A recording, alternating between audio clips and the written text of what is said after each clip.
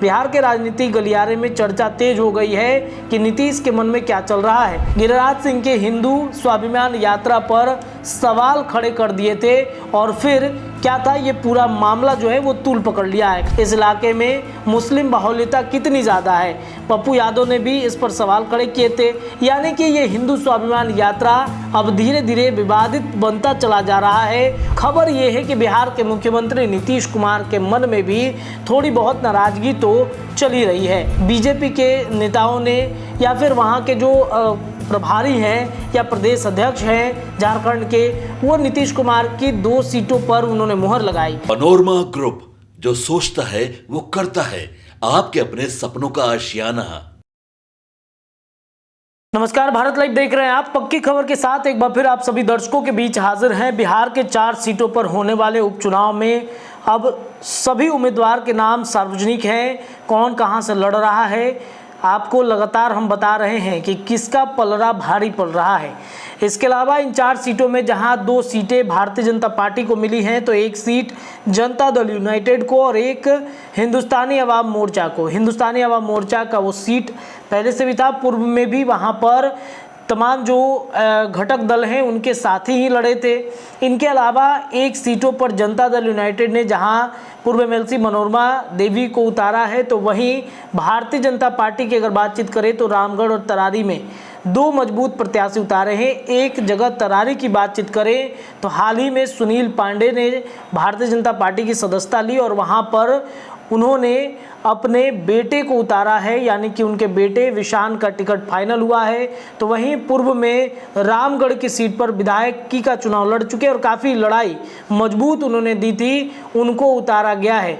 इसके अलावा अगर देखा जाए तो महागठबंधन की तरफ से 1 सीट माले को, तो वहीं 3 सीटों पर राष्ट्रीय जनता दल जो है वो उतार रही है अपना कैंडिडेट। यानी कि अब यह स्पष्ट हो चुका है कि अभी सभी सीटों पर लड़ाई बहुत कांटे की टक्कर वाली होगी। जनसुराज अभी अपने कैंडिडेट खोजने में लगे हैं। सबसे पहले कैंडिडेट उतारने में जनसुराज तरारी में उतारा था और अब देखिए जनसुराज के तरफ से कैंडिडेट एक-एक करके नाम सार्वजनिक किया जा रहा है। कल ही आपने सुना कि कैसे प्रशांत किशोर कैंडिडेट के चुनाव को लेकर के काफ़ी ज़्यादा असंतुष्ट दिख रहे थे। एसके सिंह पर भी सवाल उठ गया। पूर्व में आपने देखा कि लेफ्टिनेंट जनरल को उतारा गया था तरारी में, लेकिन उनके ऊपर सवाल खड़े हो रहे थे, उसका जवाब प्रशांत किशोर ने दिया।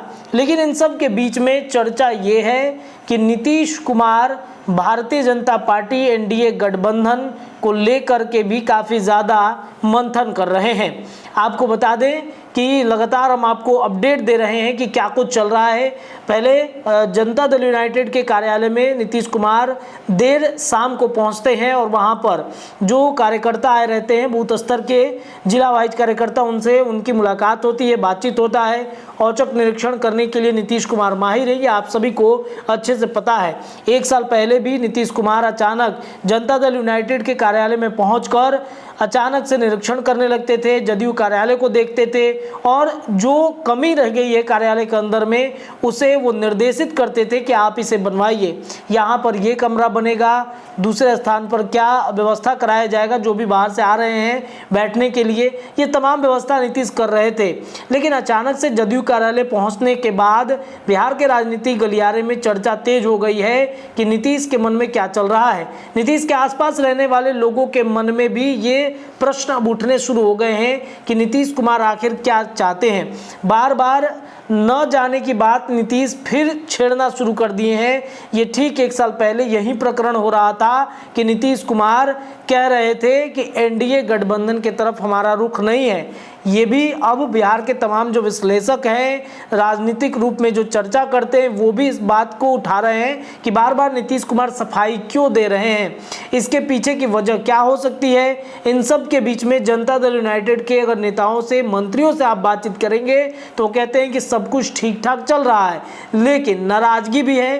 गिरिराज सिंह के हिंदू स्वाभिमान यात्रा पर नाराजगी जता रहे हैं जो अल्पसंख्यक समुदाय के नेता हैं। खालिद अनवर की बातचीत करें या फिर नीरज कुमार की ही बातचीत आप कर लीजिए, तो सबसे पहले उन्होंने गिरिराज सिंह के हिंदू स्वाभिमान यात्रा पर सवाल खड़े कर दिए थे और फिर क्या था, ये पूरा मामला जो है वो तूल पकड़ लिया है। खालिद अनवर के बाद जो तमाम अल्पसंख्यक समुदाय के नेता, मंत्री, विधायक हैं वो भी इस बात के तरफ इशारा कर रहे हैं कि आखिरकार गिरिराज सिंह इस यात्रा से क्या संदेश देना चाहते हैं।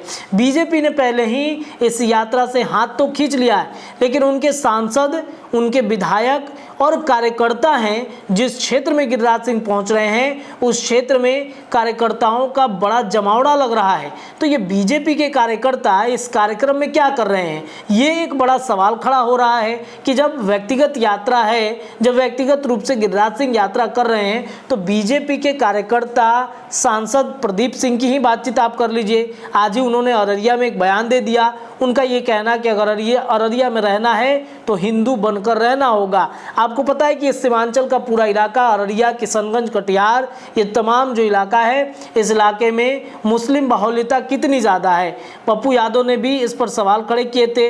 यानी कि ये हिंदू स्वाभिमान यात्रा अब धीरे धीरे विवादित बनता चला जा रहा है और इससे खबर ये है कि बिहार के मुख्यमंत्री नीतीश कुमार के मन में भी थोड़ी बहुत नाराजगी तो चली रही है।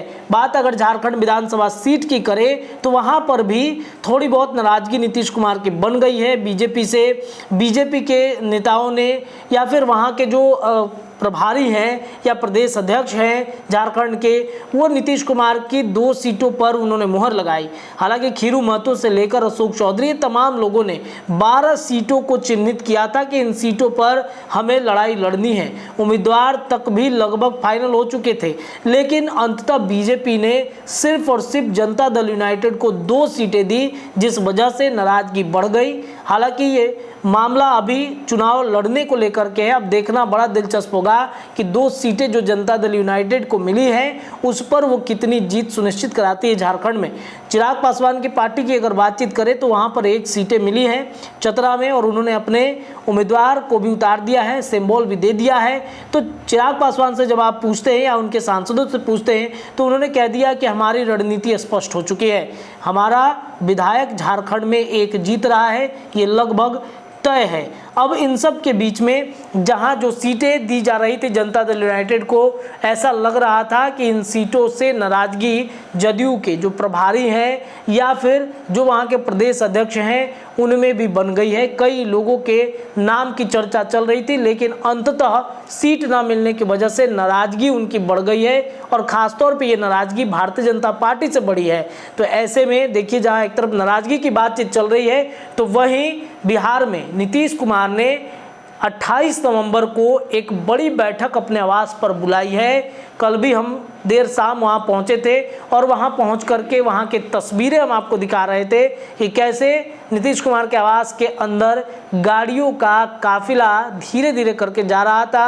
उधर से गाड़ियां निकल रही थी, इधर से बड़े बड़े नेताओं की गाड़ियां अंदर घुस रही थी। यानी कि नीतीश 28 तारीख से पहले ही बहुत सारी तैयारियां कर रहे हैं। इन सब के बीच में आपको बताएं कि बिहार में होने वाले विधानसभा के चुनाव में कैसे सीट बंटवारा करना है। देखिए, झारखंड में भले ही बीजेपी अपने अंदर में सीट बंटवारा कर ले, लेकिन बिहार में जब सीट बंटवारा का बात आएगा तो वो नीतीश कुमार से इतर कोई भी तय नहीं कर सकता है।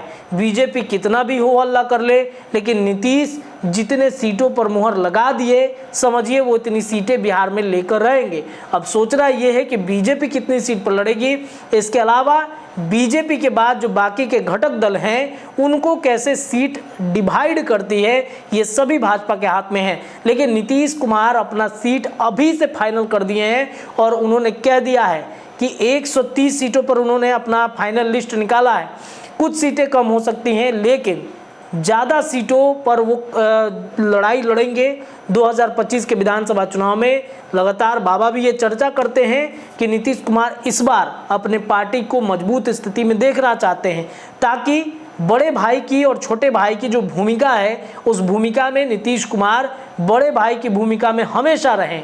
क्योंकि कोई भी फैसला बीजेपी से इतर जाकर के वो कर सकते हैं। इस वक्त बिहार में नीतीश कुमार के भले ही विधायक कम होने के बाद भी उन्हें सीएम बनाया गया है, लेकिन भारतीय जनता पार्टी कई जगहों पर आनाकानी कर देती है और नीतीश ये चाहते नहीं हैं कि ऐसी परिस्थितियां उत्पन्न हो। तो इस वजह से नीतीश अपने पार्टी जो उनके पार्टी के ऊपर एक ठप्पा लग गया है कि तीसरे नंबर की पार्टी जो तेजस्वी लगातार हमला करते रहते हैं, उस तीसरे नंबर की पार्टी को नंबर 1 बनाकर नीतीश इस 2025 के चुनाव में छोड़ना चाहते हैं। और नंबर 1 की पार्टी कैसे बनेगी, तो इसके लिए आपने देखा कई तरह के बदलाव संगठन के अंदर किए गए हैं और संगठन के अंदर जो बदलाव हो रहे हैं उस बदलाव में नेता के ऊपर अगर भरोसा नहीं हो रहा है, विश्वास नहीं हो रहा है, तो फौरन उनके नाम को हटाकर दूसरे व्यक्ति का नाम डाला जा रहा है, यानी रिप्लेसमेंट की भी तैयारी जदयू के अंदर चल रहा है।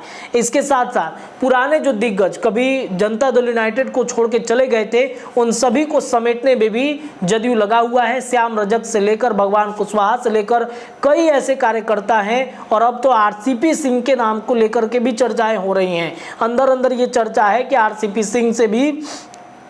आरसीपी सिंह आना चाहते हैं और इस वजह से उनकी बातचीत कई लोग कराना चाहते हैं, लेकिन नीतीश कुमार अभी उनके नाम को सुनते ही भड़क जाते हैं, गुस्से में आ जाते हैं। इस वजह से बात नहीं बन पा रही है, लेकिन कई उनके करीबी हैं, ये दावा कर रहे हैं कि आरसीपी सिंह चाहते हैं कि जनता दल यूनाइटेड में एक बार फिर से उनकी वापसी हो और इस वजह से वो लगे हुए हैं। हालांकि जब हमने उनसे सवाल किया कि क्या जदयू में आपकी वापसी होगी, तो उन्होंने कहा कि 3 महीने के बाद हम सब कुछ स्पष्ट कर देंगे कि पार्टी बना रहे हैं कि अपनी जो आगे की रणनीति है कैसे तय करेंगे, वो सब कुछ हम स्पष्ट करेंगे। लेकिन इस वक्त हम आपको बताएं कि 28 तारीख को बड़ी तैयारी हो गई है जनता दल यूनाइटेड के साथ साथ सीएम आवास पर एक बैठक, और इसमें आपको ये भी बता दें कि एनडीए गठबंधन के शीर्ष नेता भी इस बैठक में शामिल होंगे। और ये बैठक क्यों हो रही है, तो आने वाले उपचुनाव और साथ ही साथ विधानसभा चुनाव में कैसे रणनीति बनाई जाएगी, बीजेपी और एनडीए गठबंधन को मिलाकर जनता दल यूनाइटेड की सरकार बिहार में फिर से दोबारा कैसे आएगी, इसको लेकर चर्चा है। इसके अलावा मंत्रिमंडल विस्तार एक बड़ा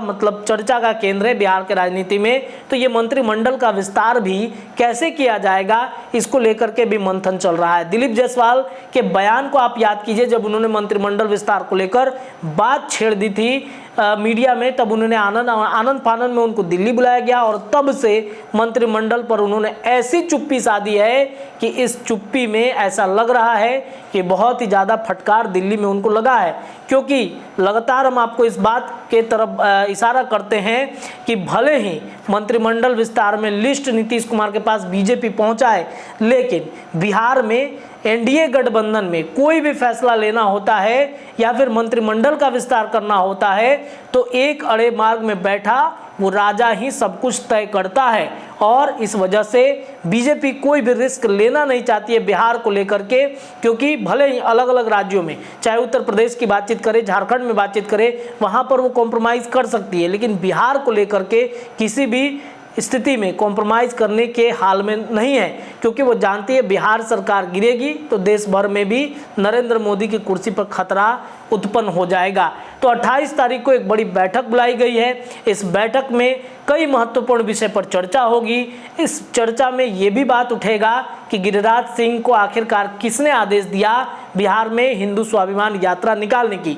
जब बीजेपी अपना हाथ खींच रही है तो क्यों बीजेपी के कार्यकर्ता सांसद तक उनके कार्यक्रम में पहुंचकर लगातार बयानबाजी कर रहे हैं, और इस बयानबाजी के पीछे बिहार का माहौल क्या बिगाड़ने की तैयारी चल रही है।